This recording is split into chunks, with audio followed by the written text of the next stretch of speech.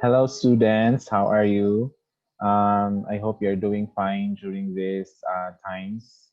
For today, we will be discussing about Module 4 for this week about solid mensuration, which is Math 12. And I hope you will be paying attention para masabta na to. And then, anyways, this is an easy topic. Okay, so I will now be sharing my screen so that you will know what I am talking about.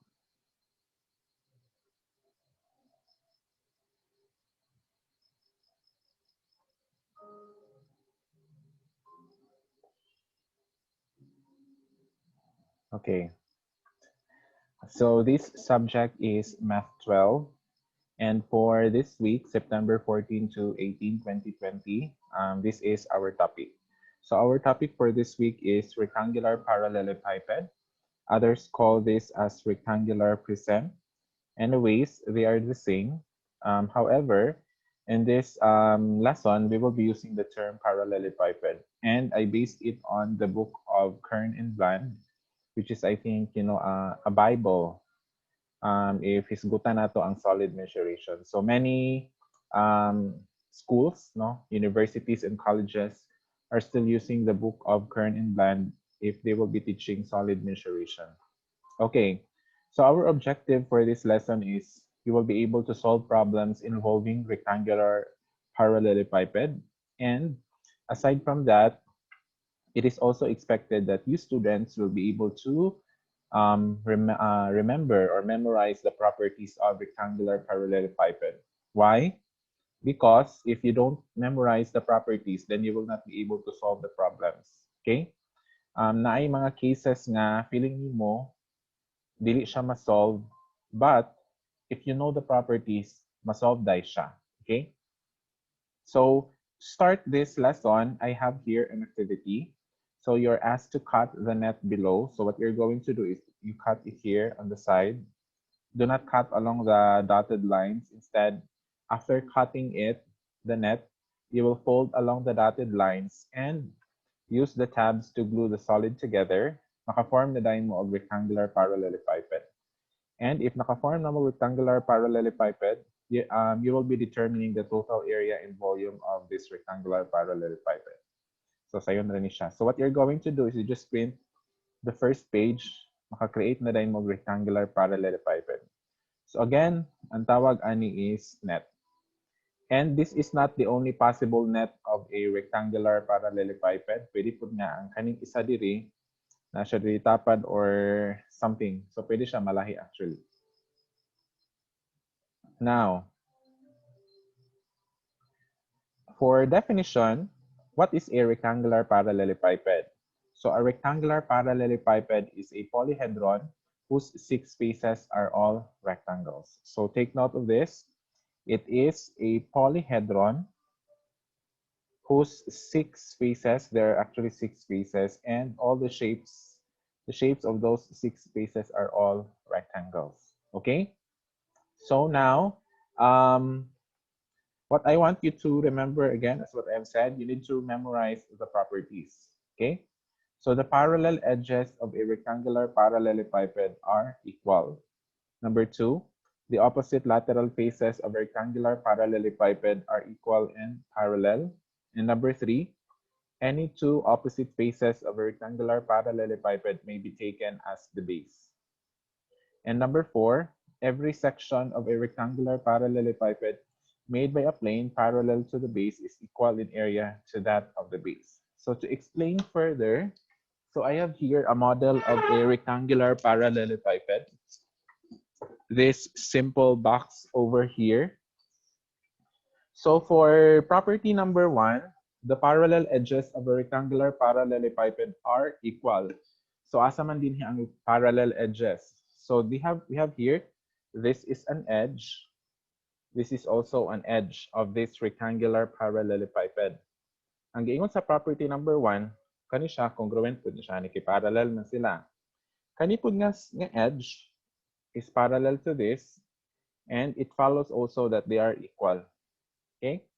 For property number 2, the opposite lateral faces of a rectangular parallelepiped are equal and parallel.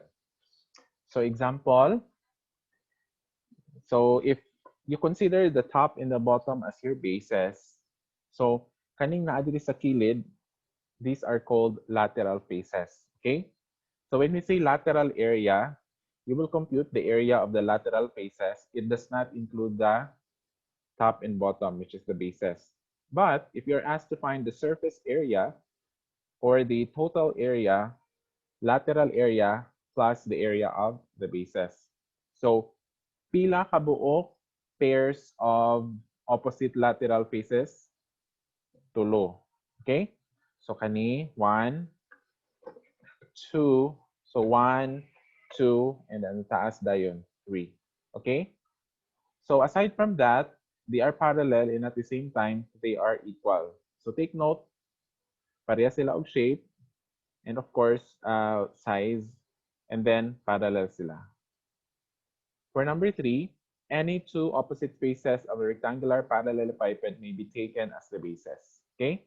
So sa ato ang example dinhi, kaning taas og ubos, we consider this as base. Mo man nato naandan. However, kaning naa sa mga kilid, all the three pairs of opposite lateral faces can be considered as base. Nganuman, because they are parallel and at the same time equal.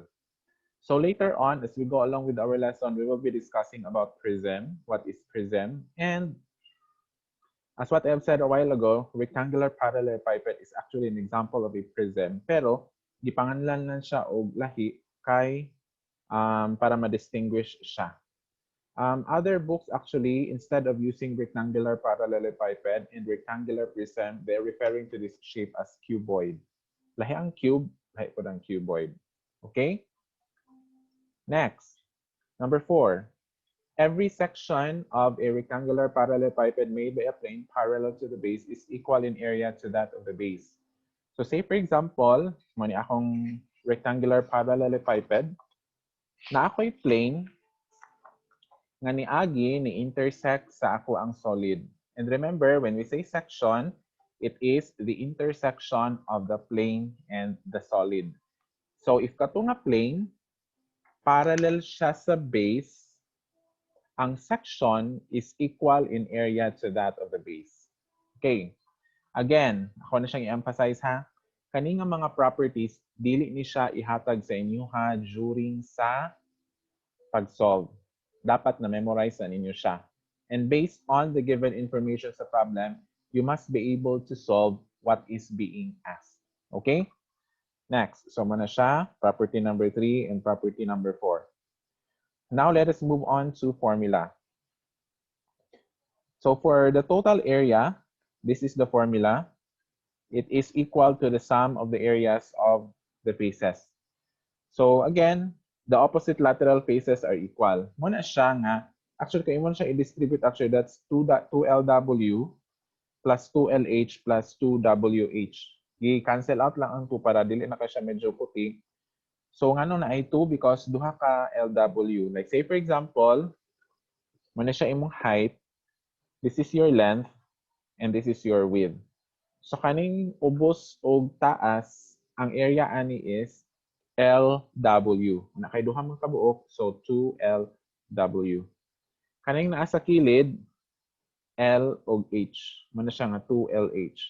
Kani din dire, WH. That's why it's 2WH. So that is the total area. Okay? Then next is the volume. And the volume is equal to the product of the base and the altitude. So ang gina-refer din nga base is actually LW. If you remember the area of the triangle, small na siya nga letter B. But when you refer to the area, the volume of rectangular parallelepiped or prism, generally it is V equals base times height. Capital B ang gigamit because ang B din ha stands for area. Pero sa triangle, small letter b because it's just referring to the length of the side. Okay? Now, we will apply now this one. So let's have here example number 1. So Sarah has a chocolate box whose length is 12 centimeters a height of 9 centimeters, and a width of 6 centimeters. Find the volume of the box. So, saan man na siya? So, you have to remember that the first thing that you have to do is tanawon sa nimo unsay gipangita. So, what was asked here is actually volume. And when we talk about volume, sa man imong kinahanglan? Of course, the length, the width, and the height. So, atong i-determine ang mga values. The length here is 12. The width is 6 cm. And the height, which is 9 cm. And since na-identify naman nato siya, nga mao na siya ang given nga dimensions, the next thing that you are going to check is kung parehas ba ilang mga units. And upon checking, all of them have centimeter as a unit, walay problema. Okay, now let us move on to the next. So, ato na rin siyang i-substitute sa atong formula. Volume is length times width times height. Okay. When you substitute, by the way, okay raman siya nga, mas nice actually nga i-apply mo ang unit. However, it would make your substitution very complicated. Isa lang gid inong timan-an. Dapat parehas sila tanan og unit. Okay, let us substitute. So 12 times 6 times 9. Okay? So that will give you a volume of 648 cubic centimeters. Now, kinahanglan ko na siya hisgutan. There are many ways of writing this answer. Okay? So, pwede ninyo mo siya masulat or 648 cubic centimeters. So, ingon na. Pwede ka pa mo siyang spell out 648 cubic centimeters. However, taas na kayo siya. Okay? So, ang pinaka-preferred na ko ani para dili kay siya complicated. Kani.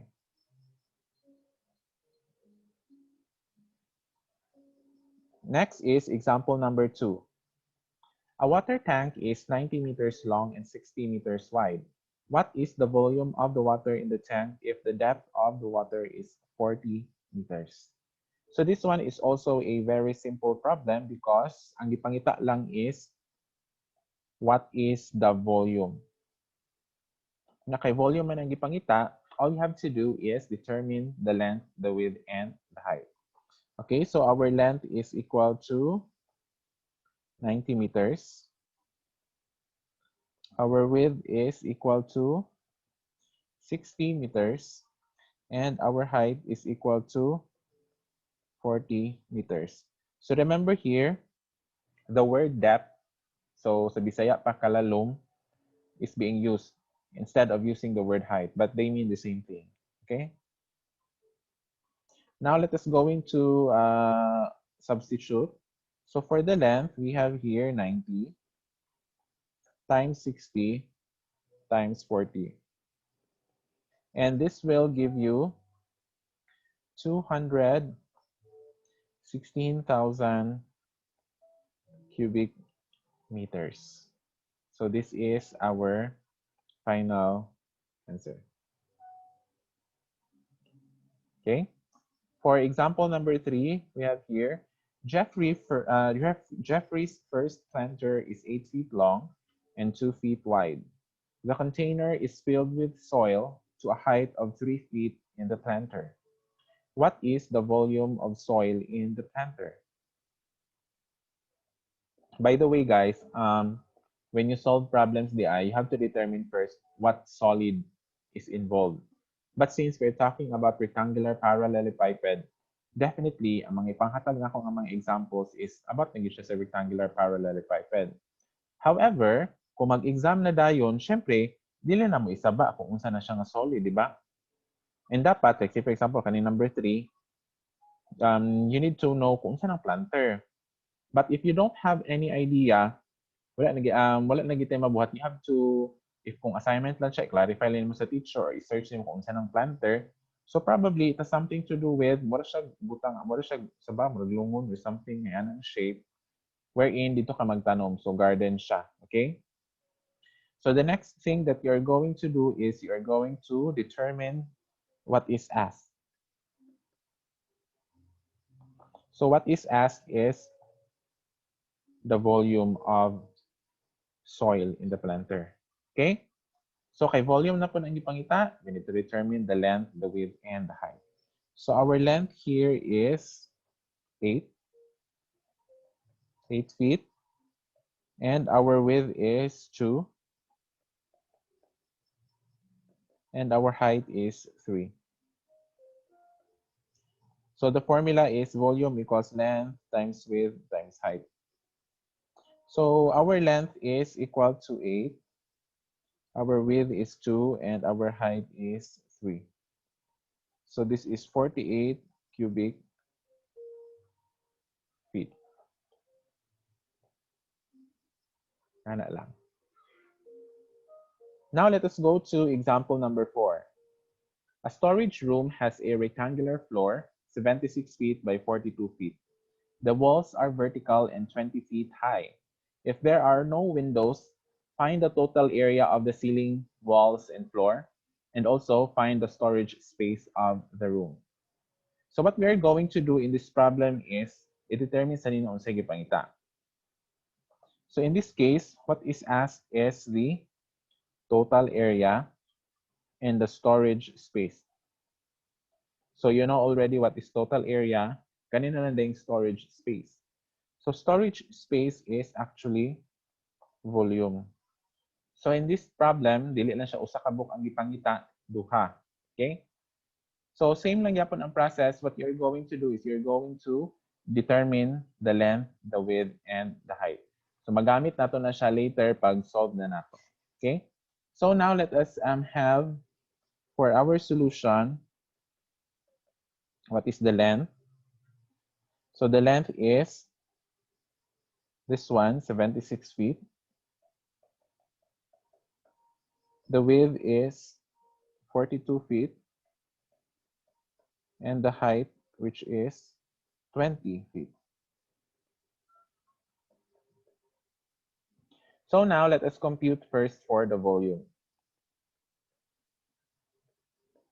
Ang volume is length times width times height. So igo lang nato siya i-substitute. So we have 76 times 42 times 20. Again, dapat parehas sila tanan og unit. So our answer here is 63,842 cubic feet. So, muna siya atong first nga answer. Now, the next answer that we need to solve is total area. So, this is our total area. So, total area, here is the formula. 2 times LW plus LH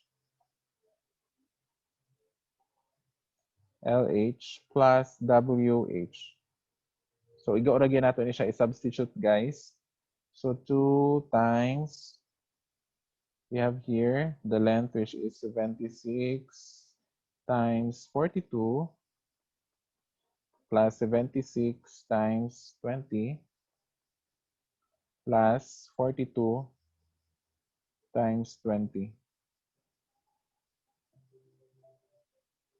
So this is equal to 2 times 5,552.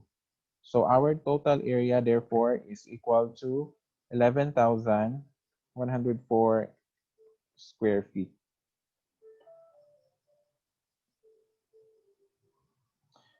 Another way of writing this one is 11,104 square feet.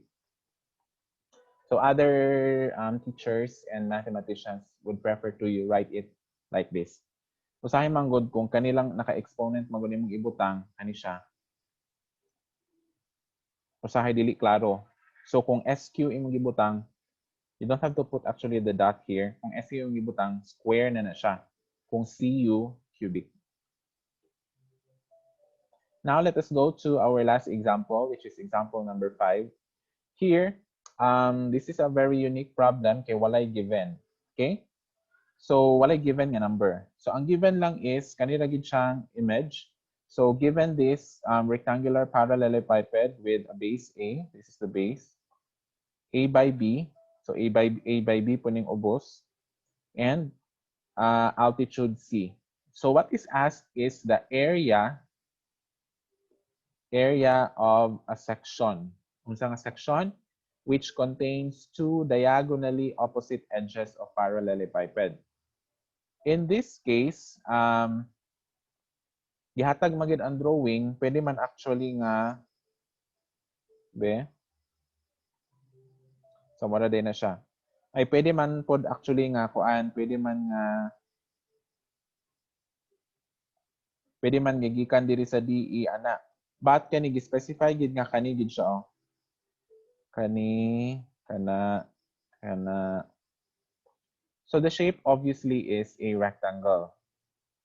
So, however, wala man siya given, so mag-expect ta ang atong answer is na a variable. Okay? And when we talk about area of rectangle, the area of rectangle is length times width. So unsay width? So ang width na to is kani C. Ang length wala ta kabalo. Okay? So remember, kaning taas or kaning ubos, rectangle na siya. And if you're going to draw a diagonal, maka-form na siya og right triangle. So ingon ani na dayon ang iyahang resulting triangle. So this is a right triangle, then kani A, kani B. So this is letter G, this is F, and this is B. Mo na siya ang gipangita. Okay? So that is our length. So our length is equal to the measure of line segment GB. And unsa iyang measure? We will be using Pythagorean theorem. So GB squared is equal to A squared plus B squared. And to solve for the value of GB, you get the square root of both sides. So cancel. So the length of GB is equal to the square root of A squared plus B squared. Muna siya ang iyahang length. So the only thing that we have to do is to substitute. This is the area of the rectangle, which is length times width. The length is square root of A squared plus B squared times C. And since dili naman na nato na siya ma-simplify because wala lagi numbers, ato na siya tarungon og arrange. So pagsulatan na sa final answer, C times the square root of A squared plus B squared. In some books, okay na siya nga i-leave nimo imong answer nga ingon ana na. However, sa uban, mag-require gid nga dapat na ay mga conclusions or dapat na ay units. Okay? So therefore, the area of this section, so pwede gapon isulat gini mo na siya nga conclusion nimo. So let me have it in blue. Therefore,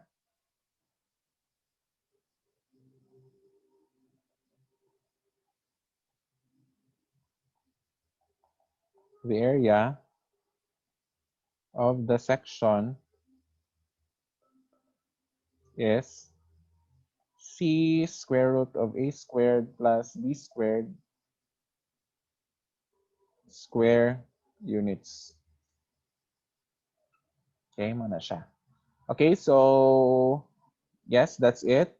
So these are our references. So again, kaning number 1, this is our main reference. Okay, so I hope that you have learned something today, especially to my grade 12 students.